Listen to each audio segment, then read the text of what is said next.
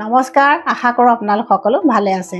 আজিৰ ভিডিঅ'টোত আমি আলোচনা কৰিম মহিলাসকলৰ বাবে 8টা নেচাৰেল ভিটামিন বা টনিকৰ বিষয়ে। কিন্তু ইয়াৰ অৰ্থ এইটো নহয় যে এই টনিক কেইটা পুৰুষ বা শিশুসকলে খাব নোৱাৰে। আচলতে এই টনিক কেইটা পুৰুষ, মহিলা, শিশু সকলোৰে কাৰণে দৰকাৰী, কিন্তু মহিলাসকলে যিহেতু নিজৰ স্বাস্থ্যৰ যত্ন ল'বলৈ সময় নাপায় বা কেতিয়াবা অৱহেলা কৰে, আৰু কিছুমান মহিলাই স্কিন কেয়াৰ বা হেয়াৰ কেয়াৰ প্ৰডাক্টত যিমান খৰচ কৰে কিন্তু নিজৰ স্বাস্থ্যৰ প্ৰতি সিমান এটা গুৰুত্ব দিয়া যেন দেখা নাযায়। সেইকাৰণে আজি এনেকুৱা 8টা ভিটামিন বা টনিকৰ কথা আলোচনা কৰিম, যিকেইবিধ আপোনালোকে সকলোৱে চিনি পায়, কিন্তু মই আপোনালোকক কথাকেইটা মনতহে পেলাই দিম যাতে আপোনালোক সকলো হেল্ডি বা স্বাস্থ্যৱান হৈ থাকে। গতিকে জানো আহক এই 8টা ভিটামিন বা টনিক কি কি।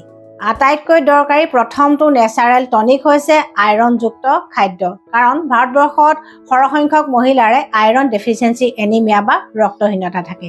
কিন্তু ভাৰতবৰ্ষত মহিলাসকলৰ ৰক্তহীনতা বা এনিমিয়া কিয় বেছি হয়, আৰু কোন বয়সৰ মহিলাসকলৰ ৰক্তহীনতা বা এনিমিয়া বেছিকৈ হয়, আৰু কেনেকুৱা ধৰণৰ খাদ্যক নেচাৰেল আইৰণ টনিক বুলি ক'ব পাৰি, এই সকলোবিলাক কথা জনাটো দৰকাৰী। কিশোৰী আৰু যুৱতীসকলৰ আইৰণ ডেফিচিয়েঞ্চি এনিমিয়া হোৱাৰ কেইবাটাও কাৰণ আছে। তাৰ ভিতৰত প্ৰথম কাৰণটো হৈছে মেল নিউট্ৰিশ্যন বা পুষ্টিহীনতা। কাৰণ বহুতো কিশোৰী বা যুৱতীয়ে ভালদৰে খোৱা বোৱা নকৰে, বিশেষকৈ শাক পাচলি বা ফল মূলবিলাক তেওঁলোকে খাবলৈ ভাল নাপায় কাৰণে নেখায়, যাৰ কাৰণে আইৰণ ডেফিচিয়েঞ্চি এনিমিয়া হয়।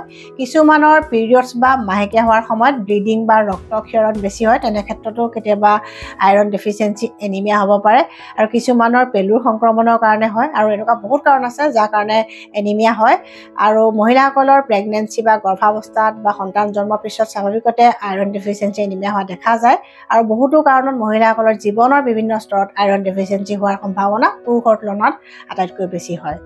আইৰণযুক্ত প্ৰথমবিধ থলুৱা খাদ্য হৈছে কলডিল, যিটো অসমত অতি সহজতে পোৱা যায়। যিসকল মহিলাৰ তেজ কম, যিসকল মহিলাৰ নিম্ন ৰক্তচাপ বা ল' ব্লাড প্ৰেছাৰ থাকে, যিসকল মহিলাই ডায়েবেটিছত ভুগি আছে, যিসকল মহিলা গৰ্ভৱতী হৈ আছে, আৰু যিসকল মহিলাৰ সন্তান জন্ম হৈছে, তেওঁলোকৰ কাৰণে আটাইতকৈ ভাল নেচাৰেল আইৰণ টনিক হৈছে কলডিল। নেচাৰেল আইৰণ টনিকৰ দৰে কাম কৰা 2 নম্বৰ থলুৱা খাদ্যবিধ হৈছে কচু শাক, যাৰ কথা সকলোৱে জানে। পৰম্পৰাগতভাৱে প্ৰসূতিসকলক সন্তান জন্মৰ পিছত কচু শাকৰ জালুকীয়া আঞ্জা খাবলৈ যিটো দিয়া প্ৰথা আছে, সেইটো সম্পূৰ্ণ চাইণ্টিফিক বা বিজ্ঞানসন্মত। কাৰণ এই সময়ত মহিলাসকলৰ দেহত নেচাৰেলি আইৰণ ডেফিচিয়েঞ্চি এনিমিয়া হয়, যিটো কচু শাকে দূৰ কৰে। কাৰণ কচু শাকত আছে প্ৰচুৰ পৰিমাণে আইৰণ আৰু ফলিক এচিড। আৰু এই জালুকীয়া আঞ্জাখনত জালুক দিয়া হয়, সেইকাৰণে ইয়াৰ ঔষধি গুণ বাঢ়ি যায়। কাৰণ জালুকৰ এণ্টি ইনফ্লেমেটৰী গুণ আছে, বীজাণুনাশক গুণ আছে, আৰু ঘাঁ শুকোৱাৰ ক্ষমতা আছে। গতিকে প্ৰসূতিসকলৰ কাৰণে এইখন হৈছে এখন ঔষধি ব্যঞ্জন। কিন্তু সেইবুলি কচু শাক সদায় কেতিয়াও খাব নালাগে, কাৰণ কচু শাকত আছে অক্সেলেটৰ পৰিমাণটো বেছি। গতিকে সদায় খালে কেতিয়াবা কিডনী ষ্ট'ন হোৱাৰ সম্ভাৱনা থাকিব পাৰে। কিন্তু কচু শাকৰ আঞ্জা খাওঁতে যদি অকণমান নেমু ৰস চেপি খোৱা যায়, নেমু ৰসত থকা চাইট্ৰিক এচিডে অক্সেলেটৰ পৰিমাণটো নিউট্ৰেল কৰে, গতিকে কিডনী ষ্ট'ন হোৱাৰ সম্ভাৱনা কমাই ৰাখে। গতিকে ভালখিনিৰ লগতে বেয়া কথাখিনি বা অপকাৰিতাৰ কথা আপোনালোকক জনাই দিলোঁ, যাতে সকলোৰে সহায় হয়। আইৰণযুক্ত 3 নম্বৰ থলুৱা খাদ্যবিধ হৈছে কল পচলা, যাৰ অন্য কেইবাটাও ঔষধি গুণ আছে।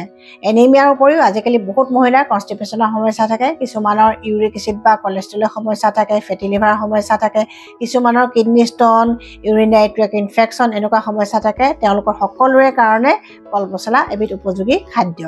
আইৰণযুক্ত 4 নম্বৰ উত্তম খাদ্যবিধ হৈছে শীতকালত হোৱা এবিধ পাচলি, যাৰ নাম হৈছে বিট। বিটত আছে প্ৰচুৰ পৰিমাণে আইৰণ, ফলিক এচিড আৰু ভিটামিন চি। আৰু এই ভিটামিন চিয়ে খাদ্যত থকা আইৰণৰ শোষত যথেষ্ট গুৰুত্বপূৰ্ণ ভূমিকা পালন কৰে। ঠাণ্ডা দিনত যদি বিটৰ ৰস বা জুচৰ লগত অকণমান ক'লা নিমখ, নেমু ৰস আৰু গুড় মিহলাই জুচ হিচাপে যদি খোৱা যায়, তেতিয়া ই নেচাৰেল আইৰণ টনিকৰ দৰে কাম কৰে। কিন্তু যাৰ থাইৰয়ডৰ সমস্যা আছে, যাৰ ইউৰিক এচিডৰ সমস্যা আছে, তেওঁলোকে বিটৰ ৰস সদায় খাব নালাগে, কাৰণ তেওঁলোকৰ সমস্যা হয়তো বাঢ়িব পাৰে। আইৰণযুক্ত 5 নম্বৰ খাদ্যবিধ হৈছে অসমৰ কেইবিধমান থলুৱা ফল।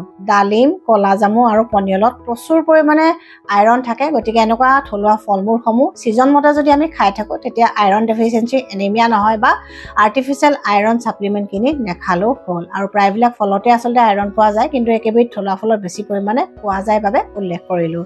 আৰু সকলোৱে কেইটামান কথা মানি চলক যদি আইৰণ ডেফিচিয়েঞ্চি এনিমিয়াত ভুগিব নোখোজে।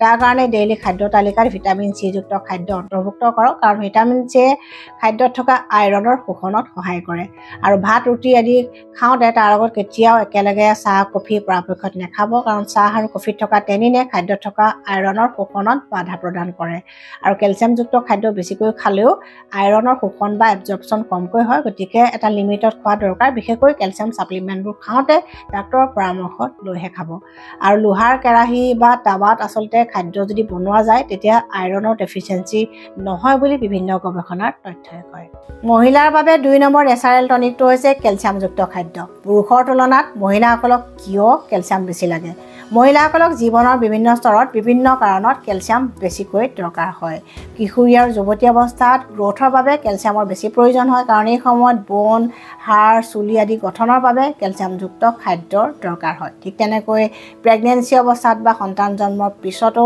মহিলাসকলক বেছিকৈ কেলছিয়ামৰ দৰকাৰ হয় আৰু মেনোপজৰ সময়ত বা মেনোপজৰ পিছতো মহিলাসকলক বেছিকৈ কেলছিয়ামৰ দৰকাৰ হয় গাখীৰতকৈ বেছি কেলছিয়াম থকা প্ৰথমবিধ থলুৱা খাদ্য হৈছে তিল 100 মিলিলিটাৰ গাখীৰত থাকে 125 মিলিগ্ৰাম কেলছিয়াম কিন্তু 100 গ্ৰাম তিলত থাকে 975 মিলিগ্ৰাম কেলছিয়াম গতিকে মহিলাসকলৰ কাৰণে তিল হৈছে এটা নেচাৰেল কেলছিয়াম টনিক বিশেষকৈ মেনোপজৰ সময়ত বা মেনোপজৰ পিছত মহিলাসকলে তিল বেছিকৈ খাব লাগে কাৰণ তেওঁলোকৰ এই সময়ত জইণ্ট পেইন হয় বা কিছুমানৰ কেলছিয়াম ডেফিচিয়েঞ্চি হয় গতিকে তিল খালে এই সমস্যাবিলাক দূৰ হয় আৰু তিলত আছে চেছামিন নামৰ এটা যৌগ যিয়ে আমাৰ জইণ্ট হেল্থটো ভালে ৰাখে গতিকে এই সময়ত মহিলাসকলৰ কাৰণে তিল খুব উপকাৰী কিন্তু গৰম দিনতকৈ তিল ঠাণ্ডা দিনত খালেহে বেছি ভাল কাৰণ তিল অলপমান গৰম হয় আৰু পেটৰ সমস্যা কৰিব পাৰে বিশেষকৈ উইণ্টাৰ ছিজন বা ঠাণ্ডা দিনত বা বিহুৰ সময়ত আমি তিলৰ গুড়ৰ যিটো লাডু খাওঁ বা তিল যি পিঠা বনাত আমি দি খাওঁ সেই সকলোবিলাক ৰেচিপি মহিলাসকলৰ কাৰণে খুব উপকাৰী আৰু গৰম দিনত তিলৰ চাটনি বা তিল অন্য ব্যঞ্জনতো দি খাব পাৰি কিন্তু কম পৰিমাণে খালে ভাল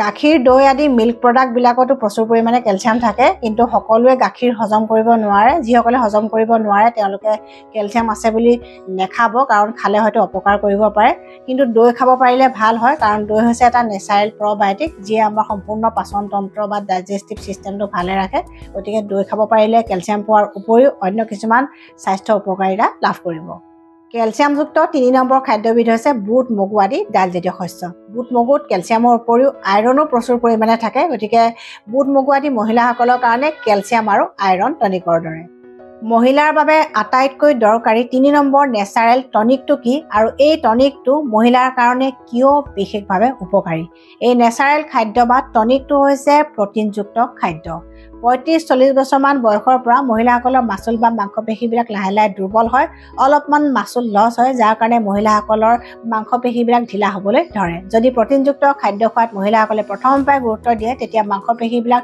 দুৰ্বল নহয় সবল হয় আৰু আতিল হয় অৱশ্যে তাৰ লগতে ৰেগুলাৰ এক্সাৰসাইজ কৰাও দৰকাৰ 30-40 বছৰমান বয়সৰ পৰাই মহিলাসকলৰ মুখত বয়সৰ ছাপ পৰিবলৈ ধৰে কিন্তু যিসকল মহিলাই প্ৰটিনযুক্ত খাদ্য খোৱাত গুৰুত্ব দিয়ে তেওঁলোকৰ মুখত সোনকালে বয়সৰ ছাপ নপৰে কাৰণ স্কিনখন টাইট কৰি ৰখা বা যিয়ে স্কিনখনত বয়সৰ ছাপ নপৰাকৈ ৰাখে সেই কলাজেন নামৰ যিটো ফাইবাৰ আছে সেই ফাইবাৰটো হৈছে এটা বিশেষ প্ৰকাৰৰ প্ৰটিন গতিকে প্ৰটিনযুক্ত খাদ্য খালে মুখত সোনকালে বয়সৰ ছাপ নপৰে যিসকল মহিলাই নিৰামিষ খায় তেওঁলোকৰ কাৰণে পনীৰ সয়াবিন বুট মগু ৰাজমাহ পিনাট বা ৰঙা বাদাম হৈছে প্ৰটিনৰ আটাইতকৈ ভাল উৎস আৰু যিসকলে নন ভেজ বা আমিষ খায় তেওঁলোকৰ কাৰণে মাছ মাংস কণী আদি হৈছে আটাইতকৈ ভাল উৎস 4 নম্বৰ নেচাৰেল ভিটামিনটো হৈছে ভিটামিন চি যুক্ত খাদ্য কিন্তু ভিটামিন চি যুক্ত খাদ্য মহিলাৰ কাৰণে কিয় উপকাৰী ভিটামিন চি যুক্ত খাদ্যই মহিলাসকলৰ দেহৰ ৰোগ প্ৰতিৰোধ ক্ষমতা বা ইমিউনিটি বঢ়ায় বা শক্তিশালী কৰে যাৰ কাৰণে সিজনেল বেমাৰবিলাকৰ পৰা তেওঁলোকক প্ৰটেকশ্যন দিয়ে আৰু যিসকল মহিলাৰ ৰক্তহীনতা বা এনিমিয়া থাকে তেওঁলোকৰ কাৰণে ভিটামিন চি যুক্ত খাদ্য ডেইলি দৰকাৰ কাৰণ ভিটামিন চিয়ে খাদ্যত থকা আইৰণৰ শোষণত সহায় কৰে ৰক্তহীনতা দূৰ কৰে আৰু যিসকল মহিলাই অকালতে বয়সৰ চাপ পৰাটো নিবিচাৰে বা চুলি সৰা চুলি পকা সমস্যাবিলাকৰ পৰা যদি বাচি থাকিব খোজে তেওঁলোকৰ কাৰণে ডেইলি ভিটামিন চি যুক্ত খাদ্যৰ দৰকাৰ হয় কাৰণ ভিটামিন চিয়ে এন্টিঅক্সিডেন্ট গুণৰ কাৰণে এন্টিএজিং হিচাপে কাম কৰে বা চুলিৰ যিবিলাক সমস্যা সেইবিলাকো নেচাৰেলি প্ৰিভেন্ট কৰে নেমু টেঙা কমলা টেঙা মৌচুমী টেঙা আমলখি আদি থলুৱা খাদ্যবোৰত প্ৰচুৰ পৰিমাণে ভিটামিন চি থাকে যিবোৰ খালে আৰ্টিফিচিয়েল ভিটামিন চি সাপ্লিমেন্ট কিনি নেখালেও হয় 5 নম্বৰ ইম্পৰ্টেণ্ট ভিটামিনটো হৈছে ভিটামিন ডি, যাৰ ডেফিচিয়েঞ্চি বা অভাৱত আজিকালি প্ৰায়বিলাক মহিলাই ভুগি থাকে। যদি কেনেবাকৈ ভিটামিন ডি ডেফিচিয়েঞ্চি হৈ থাকে তেতিয়া মহিলাসকলে কেলছিয়ামযুক্ত খাদ্য খালেও বিশেষ লাভ নহয়, কাৰণ খাদ্যত থকা কেলছিয়ামৰ শোষণত সহায় কৰে ভিটামিন ডিয়ে। গতিকে ভিটামিন ডি ডেফিচিয়েঞ্চি হ'লে কেলছিয়াম খালেও লাভ নাই বা কেলছিয়ামৰ অভাৱত কেতিয়াবা বোন বা জইণ্টৰ কিছুমান সমস্যা মহিলাসকলৰ বেছি হয়। আৰু ভিটামিন ডি ডেফিচিয়েঞ্চি হ'লে হৰমনৰ কিছুমান ইম্বেলেঞ্চ হয় বা খেলিমেলি হয়, আৰু চুলি সৰা সমস্যা হয়, ইমিউনিটি কমে, কিছুমানৰ ডিপ্ৰেশ্যন হয়। গতিকে ভিটামিন ডি মহিলাসকলৰ কাৰণে বিশেষভাৱে দৰকাৰী। চীজ, গাখীৰ, দৈ আদি মিল্ক প্ৰডাক্টবিলাকতো ভিটামিন ডি থাকে। তাৰ উপৰিও কণীটো থাকে, সাগৰীয় মাছতো থাকে। গতিকে যিবিলাক বস্তু খাব পাৰে সেইবিলাক খাদ্য খাই ভিটামিন ডিৰ ডেফিচিয়েঞ্চি নোহোৱাকৈ ৰাখিব লাগে। কিন্তু যদি প্ৰয়োজন হয় তেতিয়া চিকিৎসকৰ পৰামৰ্শ মতে ভিটামিন ডি ছাপ্লিমেণ্ট খাব লগা হ'বও পাৰে। ভিটামিন ডিৰ আটাইতকৈ ভাল প্ৰাকৃতিক উৎস হৈছে সূৰ্যৰ পোহৰ বা ছানলাইট। সপ্তাহ 4 দিনমান যদি আধা ঘণ্টাকৈ সূৰ্যৰ পোহৰত বা ছানলাইটত থকা হয় তেতিয়া সাধাৰণতে ভিটামিন ডিৰ ডেফিচিয়েঞ্চি হ'ব নালাগে। যিসকল মহিলা শাকনি বাৰী, খেতি পথাৰ বা ফুলৰ বাগিচাত কাম কৰি ডেইলি থাকে তেওঁলোকৰ সাধাৰণতে ভিটামিন ডিৰ ডেফিচিয়েঞ্চি নহয়। কিন্তু যিসকল মহিলাই বাহিৰত কাম কৰিব লগা হয়, চাকৰি কৰিব লগা হয়, তেওঁলোকৰ কেতিয়াবা ভিটামিন ডিৰ ডেফিচিয়েঞ্চি হ'ব পাৰে। তেওঁলোকে খাদ্যকো ভিটামিন ডিৰ উৎস হিচাপে ল'ব পাৰে। যেনে মাছৰুমত প্ৰচুৰ পৰিমাণে ভিটামিন ডি থাকে, কিন্তু যাৰ থাইৰয়ডৰ সমস্যা আছে, ইউৰিক এচিডৰ সমস্যা আছে, তেওঁলোকে মাছৰুম বেছিকৈ খাব নালাগে। 6 নম্বৰ ইম্পৰ্টেণ্ট ভিটামিনটো হৈছে ভিটামিন ই যুক্ত খাদ্য। কিন্তু ভিটামিন ই মহিলাসকলৰ কাৰণে কিয় ইম্পৰ্টেণ্ট বা দৰকাৰী? ভিটামিন ই কোৱা হয় এণ্টি এজিং ভিটামিন, অৰ্থাৎ ভিটামিন ইয়ে মহিলাসকলৰ মুখত সোনকালে বয়সৰ চাপ নপৰাকৈ ৰাখে, স্কিন আৰু চুলি ধুনীয়া কৰি ৰাখে।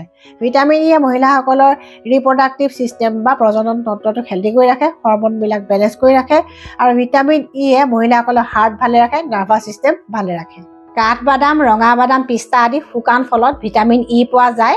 মিঠাতেল, নাৰিকল তেল, তিল তেল আদিতো প্ৰচুৰ পৰিমাণে ভিটামিন ই পোৱা যায়। তাৰ উপৰিও গজালি ওলোৱা মগু, ৰঙালাও গুটি আদিতো ভিটামিন ই পোৱা যায়। 7 নম্বৰ ইম্পৰ্টেণ্ট ভিটামিন হৈছে ভিটামিন এ। ভিটামিন এক এণ্টি এজিং ভিটামিন বুলি কোৱা হয়, অৰ্থাৎ মহিলাসকলৰ মুখত সোনকালে বয়সৰ চাপ নপৰাকৈ ৰাখে ভিটামিন এ যুক্ত খাদ্যই। তাৰ উপৰিও ভিটামিন এৰ প্ৰধান কাম হৈছে চকুৰ দৃষ্টিশক্তি বা আইচাইট ভালে ৰখাটো, আৰু চকুৰ বিভিন্ন ৰোগৰ পৰা ভিটামিন এ প্ৰটেকশ্যন দিয়ে। বিশেষকৈ ভিটামিন চি, ভিটামিন ইৰ লগত ভিটামিন এ তিনিটাই চকুৰ দৃষ্টিশক্তিৰ কাৰণে খুব দৰকাৰী।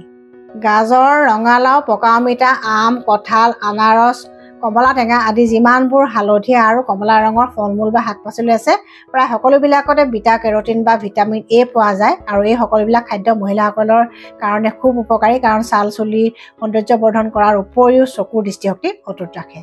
8 নম্বৰ ইম্পৰ্টেণ্ট ভিটামিনটো হৈছে ভিটামিন B12, যাৰ ডেফিচিয়েঞ্চি বা অভাৱ হ'লে মহিলাসকলৰ নাৰ্ভ বা স্নায়ুজনিত কিছুমান বেমাৰ হয়। ভৰি জিনজিননি, ভৰিৰ পুৰণি বা অন্যান্য স্নায়ুজনিত সমস্যাৰ মুখ্য কাৰণ হ'ব পাৰে ভিটামিন B12ৰ ডেফিচিয়েঞ্চি। গতিকে ভিটামিন B12 মহিলাসকলৰ কাৰণে এটা প্ৰয়োজনীয় ভিটামিন। মাছ, মাংস, কণী আদি প্ৰায়বিলাক আমিষ খাদ্যতে ভিটামিন B12 পোৱা যায়। গতিকে যিসকলে ননভেজ খায় তেওঁলোকৰ ভিটামিন B12 ডেফিচিয়েঞ্চি নহয়। তথাপিতো বয়স হ'লে কেতিয়াবা ভিটামিন B12 ডেফিচিয়েঞ্চি হ'ব পাৰে, বিশেষকৈ মহিলাসকলৰ কেতিয়াবা এনেকুৱা সমস্যা হয়। কিন্তু যিসকলে আমিষ খাদ্য নাখায়, অৰ্থাৎ যিসকলে নিৰামিষ খাদ্য খায়, তেওঁলোকে ভিটামিন B12ৰ উৎস হিচাপে ল'ব পাৰে বা খাব পাৰে চয়াবিন, আপেল, কল, কমলা আদি খাদ্যবিলাক। গতিকে আপোনালোকে এই 8 বিধ খাদ্য খোৱাত যদি গুৰুত্ব দিয়ে তেতিয়া স্বাস্থ্য ভালে থকাৰ উপৰিও নানা ধৰণৰ বেমাৰৰ পৰা বাচি থাকিব পাৰিব। গতিকে মহিলাসকলে যদি আজি ভিডিঅ'টো চাই ভাল পাইছে প্লিজ শ্বেয়াৰ কৰিব, যাতে আন 10 গৰাকী মহিলাৰো সহায় হয়। নতুন ভিউৱাৰ্ছসকলে মোৰ চেনেলটো ছাবস্ক্ৰাইব কৰিবলৈ নাপাহৰিব। Stay healthy, stay happy.